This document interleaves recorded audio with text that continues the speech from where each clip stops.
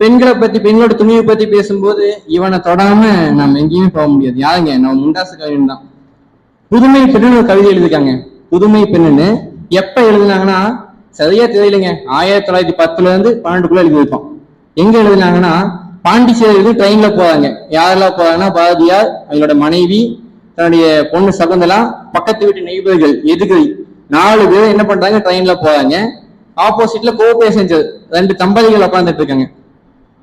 உடனே கணவன் என்ன பண்ணா, பக்கத்து ட்ரெயின் போன உடனே தண்ணி பாட்டில் வாங்கலாம்னு கீழே போயிட்டாங்க. உடனே அந்த அம்மா டக்குன்னு வெடுக்குன்னு எந்திரிச்சு நம்ம முத்துமாரி அம்மாவாட்ட, ஏங்க நீங்க எந்த ஊர்? நாங்க பாண்டிச்சேரிங்க பக்கத்துல இருக்கீங்க. ஓகே, என்ன படிக்கிறீங்க?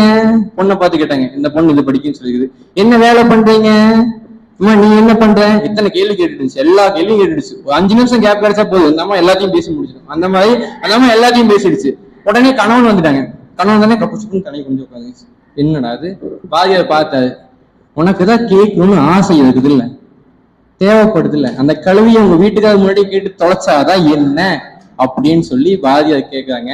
உடனே பக்கத்து வீட்டு நெய்பர்கள் எதுகை சொல்றா, எஜமானர்கள் முன்னிலையில் அடிமைகள் பேசுவதை எஜமானர்கள் விரும்ப மாட்டார்கள் அல்லவா அப்படின்னு சொல்லி எதுகை சொல்றாங்க. உடனே பாரதி சொல்றாங்க, பெண்கள் அடிமைகள் அல்ல எதுகளி, பெண்கள் அடிமைகள் அல்ல எதுகை,